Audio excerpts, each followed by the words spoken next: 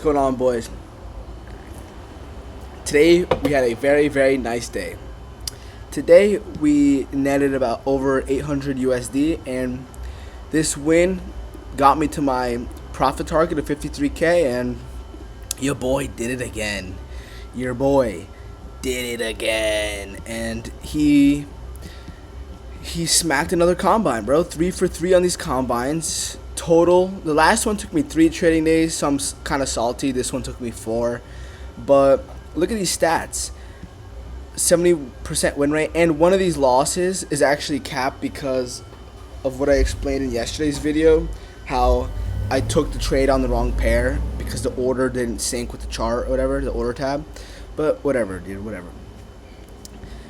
All in all, very happy with this combine. Now you're back onto the XFAs, baby. We're gonna get a payout on this one, and then move up to the sets of accounts. But for right now, we're gonna take things slow, keep building my edge, keep building my intuition, and yeah, let's just hop right into the charts, right?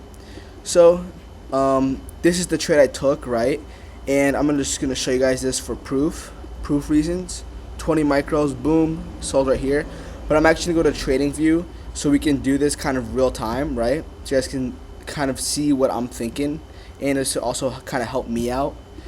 But I log on, I replayed it to 9:30, as you guys see here. Why does it always glitch out? 9:30, right? Let's go to the daily first. I like to start on the high time frames, and I work my way down, right? So I see on MNQ, one potential draw. Well, obviously we're very bullish, right? You guys do see that. You guys do see this little V-shaped recovery we're making. So I have this high right here. This daily high is a potential target to start off. This high over here, boom, right there. That's one target, right? Because if we're bullish, what do we want to target? We want to target highs. We're bullish, we want to target highs. All right. Well, this already skipped ahead a lot, but when market opened, this candle didn't fully form itself yet, right? 6 to 10 is that candle. Yep, 6 to 10. So at 9:30, this candle is still in formation. And what do we see here? We see sorry for looking away. The garage is open. I hear a bunch of noises and shit. But what do we see here on the 4-hour? We see a beautiful 4-hour for value gap, right? Now this is going to be make or break for me today. If we disrespect this 4-hour gap, then my target was going to be this daily fair value gap, right? Because if price isn't going to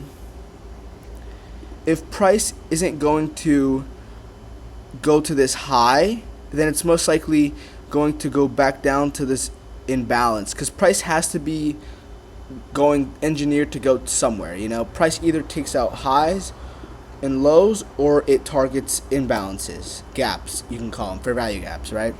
So we use our common sense. If we're not going to take out any sort of high and price is showing us that it wants to go down, then the only logical thing to assume is that price is going to then retrace down into this daily fair value gap, and then we can see where it wants to go, if it wants to continue higher or if it wants to keep going lower. That kind of looks like dick and balls right there, but whatever. No dick and balls.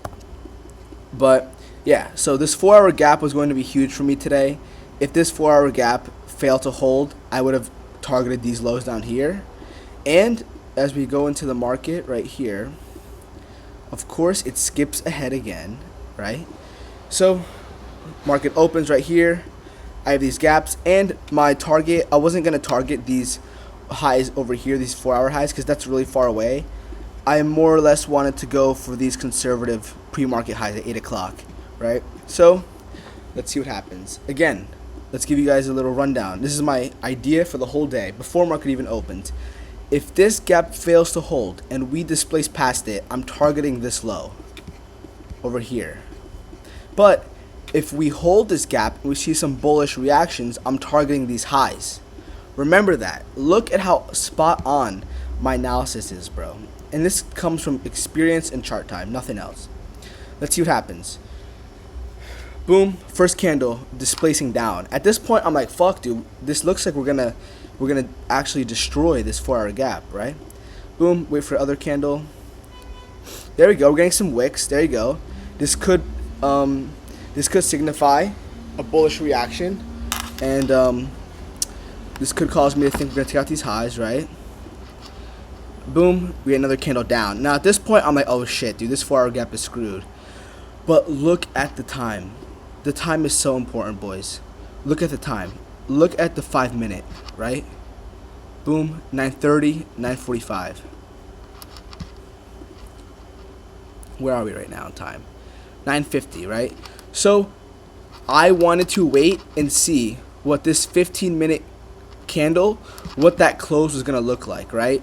So right now we're at 9:50. So this 5-minute candle just closed, and it looks very, very bearish, right?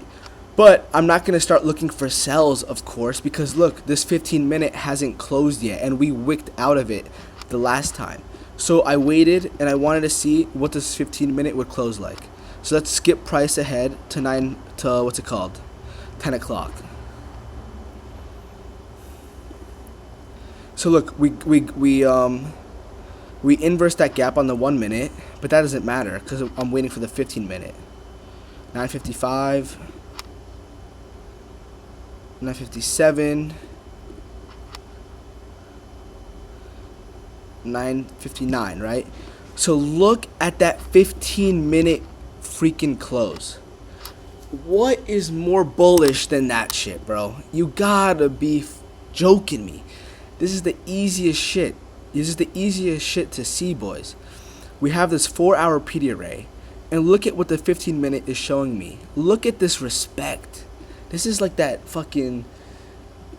dad that all your friends are scared of. Like, they're just, look at the respect that this gap is getting. You have to look at this, and this is where your edge comes from. Seeing how the market reacts to things like this, and then taking entries that align with the 5, 15-minute, and the 4-hour, right? You have to align everything. So we see the 15-minute make huge wicks out of this 4-hour gap. So what does my brain tell me? My brain tells me, okay, we're 100% going for these highs. 100% we're going for these highs right here. 100% going for these highs. Now it's just a matter of finding an entry, right? And I wanted to do something like this, right? But this is a 0.6 negative R, so we don't look for that, right? I was thinking about just waiting for a retrace and maybe doing something like this. Boom, 1-to-1. If I put my stop there, nah. But I didn't do that. I wanted to wait for a nice. So look, we got our 5 and 15-minute confirmation. So now on the 1 minute, I was just waiting for some sort of retrace into these gaps, right? Boom. We get hella close. At this point, I'm tweaking. I'm like, dude, I missed it. Like, I predicted everything perfectly, and we're not going to get involved here. That's what my mindset was like at this point. Boom. But then we start showing some signs of a reversal coming. And a lot of people are going to get faked out and start buying here because they're scared of getting shaken, they're scared of missing the move. If you bought right here, you are a dumbass. You are a FOMOing dumbass. You have such a fear of missing out on this move. You're going to enter all the way up here. Bro, if you want to be buying, don't you want to buy low and sell high? Why would you want to buy high? It just doesn't make sense, you know? You have to be okay with missing out on some opportunities. But at this point, I see prices retracing, right? So I'm like, okay, what can we be retracing into? And look at that. Look at the stars aligning. What do you guys see here? We have a beautiful 5-minute gap. Beautiful 5-minute gap, right? Beautiful. Now, this is where things got sketchy. At this point, I am almost certain that this high from 8 o'clock is going to get taken out. Now, the problem for me and the thing I still am struggling with is the entries. I have the higher time frame analysis and the overall bias. I have that down to a T. My problem is getting a good entry and not getting stopped before it hits my target, right? So I'm waiting. I don't like any of this really because look, we see we're getting really like small indecision candles, right? But then I start seeing this. I see after this big displacement candle, I'm like, okay, I want to go long here, right? I want to go long here, take profit here, stop loss here. But again, I was kind of nervous because of how like, I don't know, this just doesn't seem legit to me. This doesn't seem legit. We're making a lot of 1 minute wicks up here. This could easily retrace. In my mind, it's just like, this could easily just retrace further and then hit my TP. And I hate when that happens. That is a big fear of mine, which I have to work on. But I see that we're getting so close. So what did I do? I just bit the bullet, and I knew I wanted to get involved. So I set my entry at this point, and I put my stop a little lower just to give me some breathing room, just in case, right? So this was my trade. It was like right around here, right? My initial entry, and I bought 20 micros. So let's see here. I bought 20 right there. Stop loss was down here. Yeah, it was around 760 or something like that. Take profit was right there. But remind you, my account balance was at $52,100, and I only need to get to 3K. So I see that all I needed to really hit was this high right here. So I moved my take profit, so it's a lot more probable that we actually get there. And look at what price does, boys. This would cause a grown man to tweak out. Look at this delivery. Look at what we deal with here. Look at this, boys. Look at this price action. This was the worst delivery I've ever seen, bro. Like, yeah, we didn't see that much drawdown, but just the whipsawing back and forth and back and forth. And once this 1022 candle printed, I moved my stop to break even. So I was super, super nervous about price coming to wick me out. But lucky for us, price ended up smacking our original TP up here. And this trade was pretty good, pretty solid. A trade like this has a very, very high win rate, in my honest opinion. The way that we reacted off of that 4-hour gap, we were aligned with the 4-hour and daily trend. Everything was just in our favor. There was no way this trade was gonna fail, right? So that, like, my analysis, my experience gave me the conviction and gave me the confidence to hold through all this chop right here, because I knew, like, there's no way price is going to come back down before taking out these pre-market highs. There's just no way. There's just no way. And another thing I realized is that I think I'm only going to start looking at NQ now. I got a comment in my last video, and I thought about it a lot yesterday, and for me, I don't think I'm at the point where I can analyze 2 charts fully and, you know what I mean, make good decisions. I think that if I just specialize on NQ and really, like, lock in and learn the behavior and learn how NQ moves, I don't think you really need ES. Like, yeah, the SMT aspect is very, very nice because it is a strong confluence, but I don't think more confluences is going to help your trading necessarily. Like, all you need is like 2 or 3 good confluences to help you see the market, and then it's just discretion at that point, you know? Like, you can have 10 confluences, but the more confluences you have, the more things you're looking at. You're gonna get decision paralysis. You're gonna be looking at so many different things that you're not gonna be able to make good decisions because you don't know what to look for. You're looking for 10 different confluences, bro. Like, you're gonna be confused 9 times out of 10. Like, you don't know what is react. Are we reacting off of this fair value gap? Are we reacting off this order block? Like, oh my god. I like to just stick to 3 or 4 things, right? Liquidity sweeps, fair value gaps, and then, like, displacement, basically. Displacement in either direction. I also look at market structure shifts.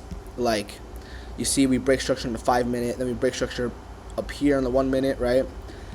And I also like to look for sometimes inverse fair value gaps, because, like I said, if that 4-hour got completely inversed, then my trade idea is wrong, and that's okay. But that was my trade today. Very, very nice, right? And I'm going to make a TikTok going over it later. And I also made a decision yesterday that I'm going to start juicing the fuck out of TikTok. I made one funny little clip yesterday, and I thought it was pretty funny. It was me outside just chewing on some watermelon with some Bob Marley song in the background, talking about how a broke, unemployed, unprofitable day trader be chilling, knowing that it'll all play out one day. And I just thought it was funny, so I posted it, and it seems like it did pretty well. So I'm gonna make some TikToks so I find them funny or find them, you know what I mean, beneficial to you guys. But yeah, follow me on TikTok, Nick Rosala. And yeah, that'll do it for this video. Hope you guys enjoyed, and deuces, boys.